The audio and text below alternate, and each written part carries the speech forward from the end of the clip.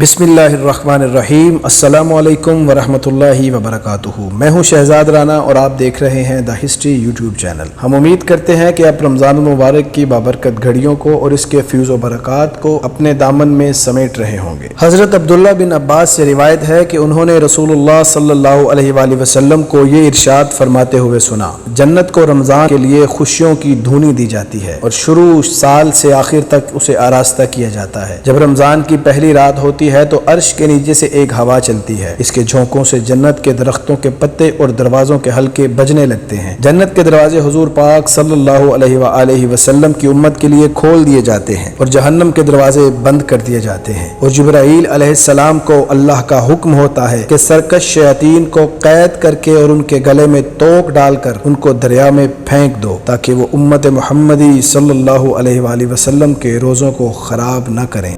हजरत अबू हुरैरा रज़ी अल्लाह ताला अन्हु रिवायत करते हैं कि रसूलुल्लाह सल्लल्लाहु अलैहि वसल्लम ने फरमाया कि रोज़ा रोज़ादार के लिए एक ढाल है, इसीलिए ना तो वो बुरी बात करे और ना जहालत की बात करे। अगर कोई शख्स उससे झगड़ा करे या गाली गलोच करे तो वो कह दे कि मैं रोज़ादार हूँ। कसम है उस ज़ात की जिसके कब्ज़ा कुदरत में मेरी जान है कि रोज़ेदार के मुँह की बू अल्लाह के नज़दीक मुश्क की खुशबू से बेहतर है। वो खाना पीना और अपनी मरगूब चीज़ों को रोज़ों की खातिर छोड़ देता है और अल्लाह फरमाता है कि मैं इसका बदला देता हूँ और 70 गुना ज्यादा नेकियां अता करता हूँ। अगर आपको हमारी वीडियोस पसंद आ रही हैं तो प्लीज लाइक करें, चैनल को सब्सक्राइब करें, बेल आइकन दबाना ना भूलें ताकि आपको हमारी इस्लामी, तारीखी और मालूमाती वीडियोस बिला तखीर मिलती रहें। अस्सलामु अलैकुम वरहमतुल्लाहि वबरकातुहू।